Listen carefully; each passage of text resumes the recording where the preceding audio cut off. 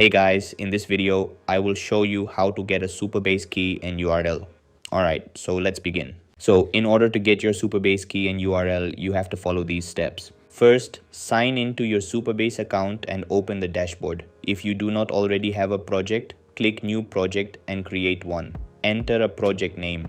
Then choose a strong database password. After that, select a region. It is important to choose right region. Once that's done, click on create project and then wait for the project to finish setting up. Once your project is ready, open the project dashboard. Then look toward the lower left corner and click on project settings. This will open the settings page for your project. Next, go to the API keys section. Here you will find your project's API credentials. Locate the publishable key or anon key, which is intended for use in client-side applications. Click the copy button next to the key and save it where you need it for your application. After that, navigate to the API or data API section within the project settings. Here, you will find your project URL, which is the base URL used to connect your application to Supabase services. Click the copy button to copy the URL. Now you have the two values that are commonly required when connecting an application to Supabase, the project URL and the publishable key. You can use these values in your application's configuration or environment variables according to the framework you are using.